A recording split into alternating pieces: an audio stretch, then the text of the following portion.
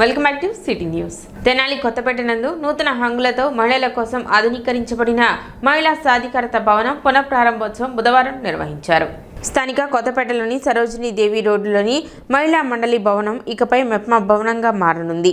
సుదీర్ఘ చరిత్ర కలిగిన మహిళా మండలి భవనాన్ని డాక్టర్ ముద్దన కస్తూరిబాయ్ అధ్యక్షురాలిగా ఉన్న పాలకవర్గం ప్రభుత్వానికి అప్పగించడం తెలిసిందే. మున్సిపాలిటీ ఆధ్వర్యంలో ఆ భవనం నవీకరణ పనులు పూర్తి చేసి బుధవారం ప్రారంభోత్సవం నిర్వహించారు. మంత్రి నాదెండ్ల మనోహర్ ముఖ్య అతిథిగా పాల్గొని భవనాన్ని ప్రారంభించారు. మున్సిపాలిటీలో కొనసాగుతున్న మెప్మా విభాగాన్ని ఇక్కడకు తరలించి మహిళా సంబంధిత కార్యక్రమాలను నిర్వహించడం జరుగుతుందని, దాతల ఆశయాలకు అనుగుణంగా మహిళా సాధికారత సాధన దిశగా కార్యక్రమాలు చేపడతామని మంత్రి నాదెండ్ల మనోహర్ తెలిపారు. మహిళా మూర్తులు ఆ రోజుల్లో భారతదేశంలో స్వాతంత్రం కోసం కూడా మహాత్మా గాంధీ గారితో ఒక సుదీర్ఘమైన ప్రస్థానానికి సిద్ధమై అనేక మంది త్యాగాలు చేశారు. మన ప్రాంతంలో కూడా మనం చూసాం.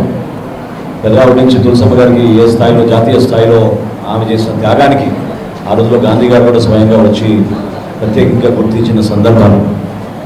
ఇక్కడున్న చైతన్యం, ఇక్కడున్న పట్టుదల, అదేవిధంగా మహిళా సాధికారత కోసం ఏదో విధంగా వారికి శిక్షణ ఇవ్వాలి, నైపుణ్యాన్ని పెంచాలి, తద్వారా మన రాష్ట్రానికి, దేశానికి ఉపయోగపడాలనే ఒక తపనతోటి, నిజమైన దాకా ఉమ్మగారు చెప్పినట్టు ఆ రోజులో 500 రూపాయలు డొనేషన్కి ఇచ్చారంటే ఈ రోజు 1,00,000 రూపాయలతో సమానం కనీసం. కానీ ఈ కార్యక్రమం ఈ రోజున 514 గజాలు ఈ బిల్డింగ్ మనకు అప్పచెప్పడం, భవిష్యత్తులో మన ప్రాంతంలో ఉన్న ఆడబిడ్డలకి శిక్షణ కేంద్రంగా మార్చి ఇక్కడున్న పరిస్థితులు గురించి అవగాహన తెచ్చుకుని ఖచ్చితంగా ప్రభుత్వం చేతుల్లోకి ఆస్తులు వెళ్ళాలి, తద్వారా భారతరాలకు ఉపయోగపడుతున్న నమ్మకంతో ఆ రోజు ఉమ్మగారు, కస్తూర్బా గారు నిర్ణయం తీసుకుని మమ్మల్ని అందరూ కూడా కూర్చోబెట్టి అప్పచెప్పారు. వారు మాపై చూపించిన నమ్మకాన్ని ఏనాడు కూడా వమ్ము చేయం. ఖర్చు పెట్టిన నిధులు పూర్తిగా బిల్డింగ్కి ఉపయోగపడే విధంగా భవిష్యత్తులో మరొకసారి ఎలక్ట్రికల్ ఇష్యూస్ కానివ్వండి, ప్లంబింగ్ కానివ్వండి, వర్షం వచ్చినప్పుడు పాత భవనం కాబట్టి ఎక్కడైనా ఇబ్బంది కాకూడదనే ఉద్దేశంతో రిపేర్స్ అన్నీ కూడా పూర్తి చేసి కొన్ని ప్రాంతాల్లో ఫ్లోరింగ్స్ చేశాం. ఇవన్నీ కూడా చేసింది మీ కోరిక మేరకు భవిష్యత్తులో మన ఆడబిడ్డలకు ఒక అద్భుతమైన భవిష్యత్తు క్రియేట్ చేయడం కోసం మా వంతు మేము కృషి చేశాం. మేము కస్టోడియన్స్గానే భావించుకుంటున్నాం. కస్టోడియన్స్గా మా బాధ్యతని 100% నిలబెడతాం. అందులో ఎక్కడ కూడా పొరపాటు చేయం. బహుశా గౌరవ ముఖ్యమంత్రి గారు P4 అనే కాన్సెప్ట్ తీసుకొచ్చి సమాజంలో ఉన్న పెద్ద మనుషులందరినీ కూడా ఏ విధంగా బిల్ గేట్స్ ఆదర్శవంతంగా 99% తన ఆస్తుల్ని దేశానికి, ప్రజలకు అప్పగించారు. ఆ విధంగా మనందరం కూడా ముందుకొచ్చి సమాజాన్ని, ప్రభుత్వం చేస్తున్న కార్యక్రమాలను ఆదుకోవాలని ఆయన పిలిచిన పిలుపు కన్నా ముందే ఆ రోజున ఎన్నికలు అవ్వగానే 9 నెలల క్రితం ఒకరోజు ఉమ్మగారింట్లో ఆహ్వానించి ఈ కార్యక్రమాన్ని ముందుకు తీసుకెళ్ళాలి, మీ చేతుల మీద ముందు జరగాలనే అభిప్రాయం ఎప్పుడైతే వ్యక్తపరిచారో ఈరోజు నిలబెట్టుకోగలిగాం. నేను మీకు మాట ఇస్తున్నాను, మెప్మా కార్యాలయంగా పైన ఉపయోగించుకుంటాం, కింద శిక్షణ కేంద్రంగా ఖచ్చితంగా ఇక్కడ కుటుంబేషన్ల విషయంలో కానివ్వండి, ఫర్దర్ స్కిల్లింగ్. నిన్న సబ్ కలెక్టర్ గారు కూడా ఒక పాయింట్ చెప్పారు. అదేంటంటే మనకి అమరావతి, గుంటూరు, విజయవాడకి ఎక్కువగా మనకి సర్వీస్ సెక్టార్లో అంటే హాస్పిటాలిటీ ఇండస్ట్రీలో ఎక్కువ మంది మనకి ఇక్కడి నుంచి ఉపాధి కల్పించే అవకాశం మనకు కలుగుతుంది. ఇది పర్మనెంట్ జాబ్స్ కాకపోయినా ఎప్పటికప్పుడు మనకి ఫంక్షన్స్ జరుగుతున్నప్పుడు ప్రభుత్వ కార్యక్రమాల్లో కూడా పాల్గొనే విధంగా మన ఇక్కడ శిక్షణ ఇచ్చి కనీసం ఒక 1000 మంది మహిళలకి మన నియోజకవర్గానికి ఒక టార్గెట్ పెట్టుకుని రాబోయే 6 నెలల్లో వాళ్ళకి ఒక చక్కటి అవకాశం కల్పిద్దామని ప్రణాళిక నిన్న సిద్ధం చేసుకున్నాం. తద్వారా ఈ ప్రాంతంలో వారికి వస్తున్న ఆదాయం పెంచడానికి కోసం, అదేవిధంగా ఇటువంటి కార్యక్రమం ద్వారా ఖచ్చితంగా ఈ ప్రాంతానికి ఒక ఉన్నతమైన ఆశయంతో ఏదైతే పెద్దలు ముందుకొచ్చి మనకు అప్పచెప్పారో, ఇంతమంది మహిళా మూర్తులు గతంలో వాళ్ళు చేసిన త్యాగాలు, వాళ్ళ ఆలోచన విధానాన్ని నిలబెట్టుకునే విధంగా తెనాలి పురపాలక సంఘం నుంచి, రెవెన్యూ డిపార్ట్మెంట్ నుంచి, రాష్ట్ర ప్రభుత్వం నుంచి 100% మేము పాటించి మీరు కోరిన విధంగా, మీరు నమ్మిన విధంగా మనస్ఫూర్తిగా ఆ దారిలో నడుస్తామని ఈ సందర్భంగా ప్రభుత్వం తరఫున మీకు నమస్కరించుకుని. కార్యక్రమంలో Tenali sub collector Sanjana Simha, municipal chairperson Tadipoyina Radhika, commissioner Bandi Seshana, మాజీ MLA doctor Gogineni Uma, doctor Muddanava Kasturibai, పలువురు ప్రముఖులు, వివిధ శాఖల అధికారులు పాల్గొన్నారు.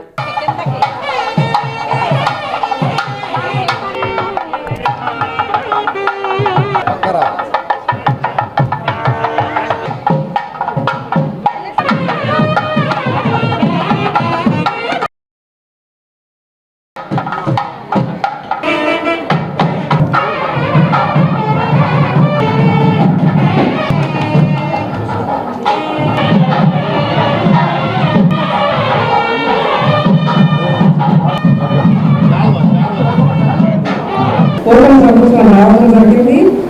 అలాగే సమర్థవంతమైన నాయకులు మహోదయ గారు మరి మంత్రివర్గంగా రావడం జరిగింది. అప్పుడు నేను ఉన్నారు కలిసి ఈ భవనాన్ని ఈ చేతిలో పెట్టి సురక్షితంగా ఉంటుందనే ఒక ఆలోచనకు రాగానే ఉన్నారు మినిస్టర్ గారి దృష్టికి తీసుకొచ్చారు. మినిస్టర్ గారు కూడా వెంటనే ఈ భవనాన్ని పరిశీలించి ఈ భవనంలో ఏం పెడితే బాగుంటుందని మీరు అనుకుంటున్నారని నన్ను అడగడం జరిగింది. సాధికారిత తర్వాత స్కిల్ డెవలప్మెంట్ సెంటర్ పెడితే బాగుంటుంది అనగానే వారు వెంటనే స్పందించి శ్రద్ధ తీసుకొని దీనికి కావాల్సిన నిధులు సమకూర్చి అత్యంత స్వల్ప కాలంలోనే ఈరోజు దీన్ని ప్రారంభించడం జరిగింది. ఈ మెట్మాల్ విమాన ఫ్యాక్టరీ ప్రస్తుతం మున్సిపల్ భవనంలో జరుగుతుంది. ఈ మెట్మాల్ విభాగాన్ని ఇక్కడికి తరలించడం ఒక శుభసూచన నేను అనుకుంటున్నాను. అయితే మహిళా సమావేశాలు కానివ్వండి, శిక్షణలో సహా మెట్మాల్ సంబంధించిన అనేక కార్యక్రమాలకి ఈ భవనం నేను వేదిక కావాలన్నది. కొంతమంది చేతిలోకి పోతే ఉంటుందా, ఎక్కడికి వెళ్తుందా అన్న అభద్రతా భావం మాలో ఉండి వెనక్కి తగ్గాం. అయితే కస్తూర్బాయ్ గారు, మనోహర్ గారు గెలవగానే దీన్ని వారి చేతుల్లో పెట్టి ప్రభుత్వానికి అందించి తప్పకుండా మహిళలకు ఉపయోగపడే విధంగా ఇక్కడ ఈ కార్యక్రమాలు ఏర్పాటు చేద్దామని చెప్పటం, అలాగే వారు కూడా మనోహర్ గారు 9 నెలల్లో 20 లక్షల దాకా ఇక్కడ వెచ్చించి రిపేర్స్ కానీ ఏ విధంగా చేసుకుంటే ఉపయోగపడుతుందన్న ఆలోచన విధానంతో అనేక మరమ్మతులు చేయటం జరిగింది. వారికి కూడా ప్రత్యేక ధన్యవాదాలు తెలియజేస్తూ, ఇంత కొద్ది కాలంలో ఇది ఈనాడు మెట్మా ఆఫీస్ అనండి మహిళలకు కానీ సాధికారత సాధించడానికి ఉపయోగపడుతుందంటే మా అందరికీ చాలా సంతోషంగా ఉంది.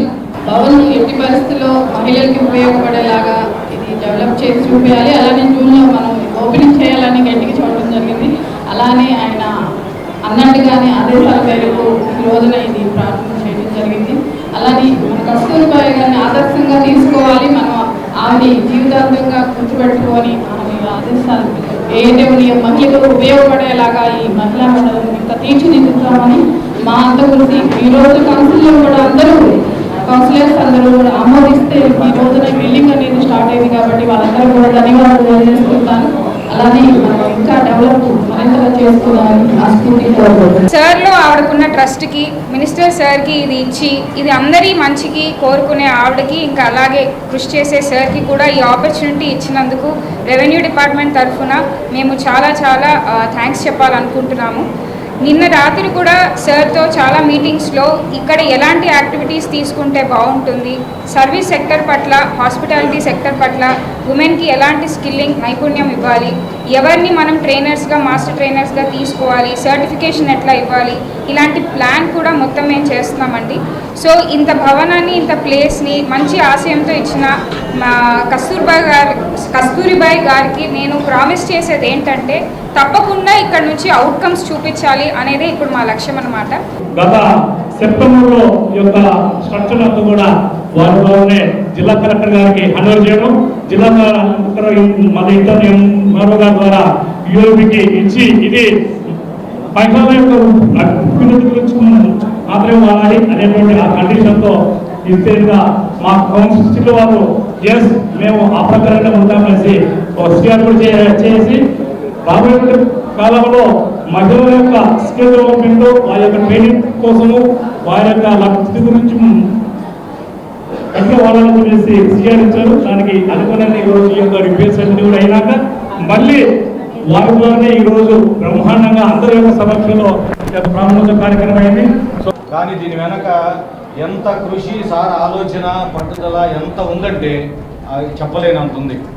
ఆకాశంలో ఈ వర్షం పడ్డప్పుడు ఎప్పుడన్నా ఇంద్రధనస్సు వచ్చింది అనుకోండి, బాగా ఆనందంగా ఉంటుంది. అలాగే మనం అనుకున్న కార్యక్రమం ఫలవంతమయ్యి ఈ రోజున మరి ఈ కార్యక్రమం జరుపుకుంటుంటే నాకు చాలా హ్యాపీగా ఉందమ్మా. ఈ నెల 21వ తేదీ అంతర్జాతీయ యోగా దినోత్సవాన్ని పురస్కరించుకుని తెనాలి మండల పరిధిలో యోగాంధ్ర కార్యక్రమాన్ని నిర్వహిస్తున్నట్లు ఎంపీడీఓ అత్తోట దీప్తి తెలిపారు. ఇందులో భాగంగా గత నెల 21వ తేదీ నుండి తెనాలి పరిధిలో 168 యోగా కేంద్రాలను గుర్తించి వాటిలో యోగా గురువులకు శిక్షణతో పాటు అనేక కార్యక్రమాలు చేపట్టడం జరిగిందని, గ్రామ మండల స్థాయిలో నిర్వహించిన వివిధ కార్యక్రమాలలో గెలుపొందిన వారిని బుధవారం జిల్లా స్థాయిలో జరిగే వివిధ కార్యక్రమాల్లో పాల్గొనేందుకు గుంటూరు ఎన్టీఆర్ స్టేడియానికి పంపించినట్లు ఎంపీడీఓ దీప్తి తెలిపారు. గత 15 రోజులుగా యోగాంధ్ర మీద డిఫరెంట్ కేటగిరీస్లో విలేజ్ వైజ్గా చాలా కాంపిటీషన్స్ కండక్ట్ చేసాం. వాళ్ళందరూ కూడా మండల స్థాయి దాకా వచ్చారు. వాళ్ళందరికీ కూడా మళ్ళీ కాంపిటీషన్స్ కండక్ట్ చేయడం జరిగింది. మొత్తం 168 వెన్యూస్ని మేము ఐడెంటిఫై చేశాము. 168 మంది ట్రైనర్స్కి, మాస్టర్ ట్రైనర్స్కి మేము ట్రైనింగ్ ఇవ్వడం జరిగింది.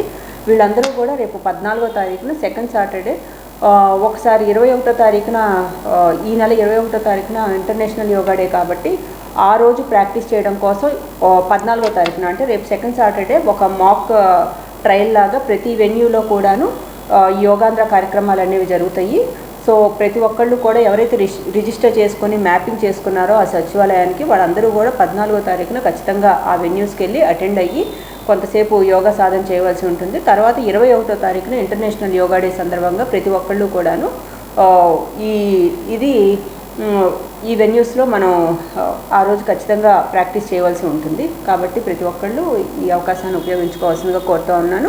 మండల్ లెవెల్లో ఎవరైతే క్వాలిఫై అయ్యి ఫస్ట్, సెకండ్, థర్డ్ కేటగిరీస్లో అంటే డిఫరెంట్ ఉన్నాయి. ఇందులో యోగాసనాలు కానీ, సాంగ్స్ కానీ, పెయింటింగ్ కానీ ఇట్లాగా చాలా పారామీటర్స్ ఉన్నాయి. వాళ్ళందరిలో విజేతలైన వాళ్ళందరినీ మేము ఈరోజు మధ్యాహ్నం నుంచి ఎన్టీఆర్ స్టేడియం గుంటూరుకి డిస్ట్రిక్ట్ లెవెల్ కాంపిటీషన్స్ కోసం కూడా పంపిస్తూ ఉన్నాము.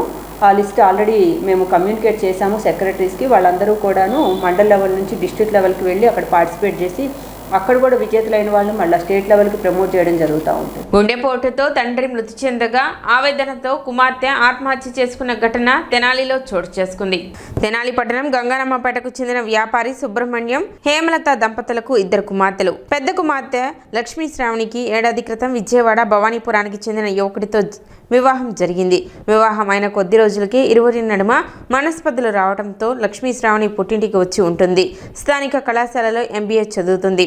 మంగళవారం మధ్యాహ్నం 12:30 సమయంలో సుబ్రహ్మణ్యానికి తనకు గుండె నొప్పిగా ఉందని చెప్పడంతో భార్య హేమలత, కుమార్తె లక్ష్మీ శ్రావణి ఆయనను ఆటోలో పట్టణంలోని ప్రైవేటు వైద్యశాలకు తీసుకెళ్లగా పరిశీలించిన వైద్యులు అప్పటికే ప్రాణాలు విడిచినట్లు తెలిపారు.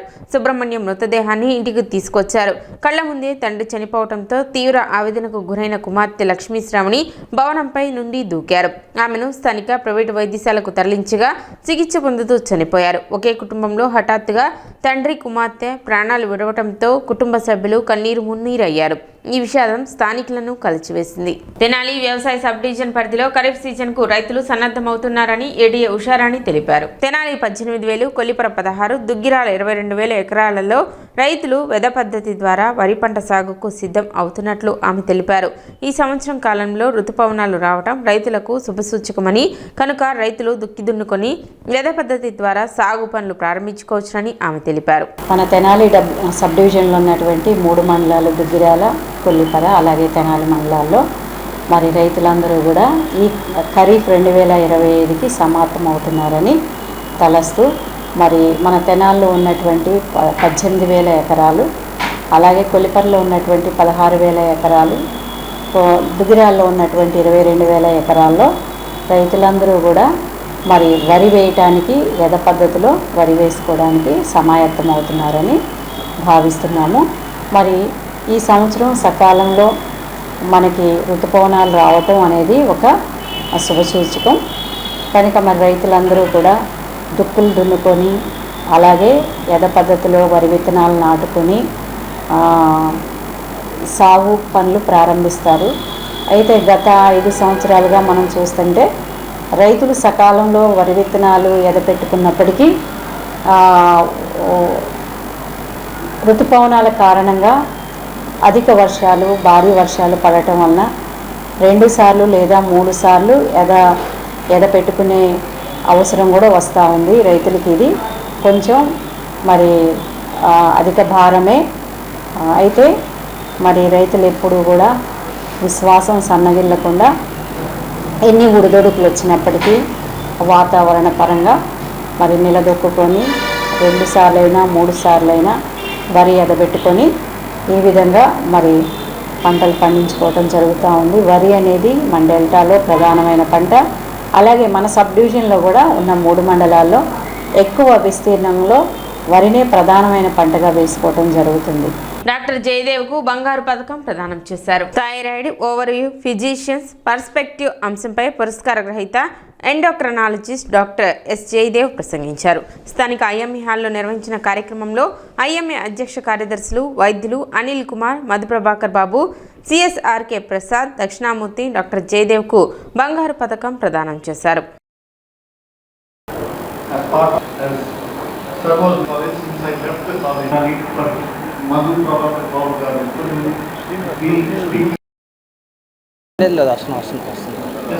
అంటే ఆంధ్రప్రదేశ్లో ఉన్న భద్రాచలంలో కానీ, ఉమ్మడి ఆంధ్రప్రదేశ్ భద్రాచలం కానీ, నర్సాపేటలో కానీ, కురిచేడులో కానీ, తెనాల్లో కానీ ప్రభుత్వ పిహెచ్సి నందు అంటే ప్రైమరీ ప్రాథమిక వైద్యశాల నందు ఎన్నో సేవలు అందించి ఉత్తమ డాక్టర్గా అంటే ట్యూబెక్టమీ ఆపరేషన్లు ఎన్నో నిర్వహించి ఉత్తమ డాక్టర్గా పథకం పొంది మన తెనాలి ప్రభుత్వ వైద్యశాలలో మెడికల్ బ్లడ్ బ్యాంక్ ఇన్ఛార్జిగా కూడా పనిచేసి, బ్లడ్ బ్యాంక్ అధ్యక్షుడిగా కూడా పనిచేసి ఎన్నో మనలో మన సిఎస్ఆర్కే గారు ప్రసాద్ గారి పేరు మీద ఈ గోల్డ్ మెడల్ ఎండోమెంట్ లెక్చర్ని కంటిన్యూస్ మెడికల్ ఎడ్యుకేషన్ కింద డాక్టర్ జయదేవ్ గారికి, సుధాని గారికి బహుకరించడం జరిగింది. ఈ సందర్భంగా థైరాయిడ్ సమస్యల గురించి విస్తృతంగా డాక్టర్ జయదేవ్ గారు వివరించడం జరిగింది. ఈరోజు స్థానిక ఐఎంఏ హాల్ నందు సిఎస్ఆర్కే ప్రసాద్ గారి గోల్డ్ మెడల్ ఎండోమెంట్ లెక్చర్ జరిగింది. ప్రస్తుతం ఎవరిని కదిపినా కూడా మనకి 3 వ్యాధులు ఎక్కువగా ఉంటాయి. ఒకటి హైపర్ టెన్షన్ అంటే బీపీ ఎక్కువ ఉండడం, రెండోది షుగర్ వ్యాధి, మూడోది థైరాయిడ్. ఈ మూడిట్లో 2 ఇంపార్టెంట్ టాపిక్స్ మీద ఈరోజు మాట్లాడడానికి చాలా ఎమినెంట్ స్పీకర్ అయినటువంటి లండన్లో తర్ఫీదు పొందిన శాంతి డయాబెటాలజీ విజయవాడ నందు ప్రస్తుతానికి కన్సల్టెంట్ ఎండోక్రైనాలజిస్ట్గా పనిచేస్తున్న జయదేవ్ సుధగాని గారిని ఈరోజు పిలవడం జరిగింది. ఆయన ఈ థైరాయిడ్ మీద, షుగర్ మీద ఎన్నో పేపర్లలో పబ్లికేషన్స్ చేశారు, ఎన్నో రీసెర్చ్లు చేశారు. ఆయనకి ఎన్నో అవార్డులు ఉన్నాయి. ప్రఖ్యాతమైన ఎన్నో సంస్థల్లో ఆయన సభ్యత్వం కూడా పొంది ఉన్నారు. స్థానిక వైద్యులకు తరచుగా వచ్చే ఈ థైరాయిడ్ ప్రాబ్లం మీద, షుగర్ వ్యాధి మీద ఆయన ఈరోజు అవగాహన కల్పించారు. సిటీ న్యూస్ ముంచే ముందు ముఖ్యాంశాలు మరోసారి.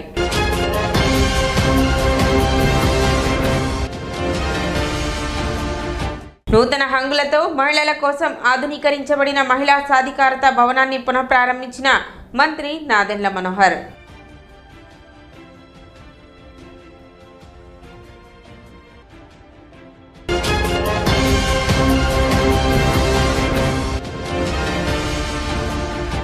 గురువారం నుండి వేసవి సెలవుల అనంతరం పునఃప్రారంభం కానున్న పాఠశాలలు.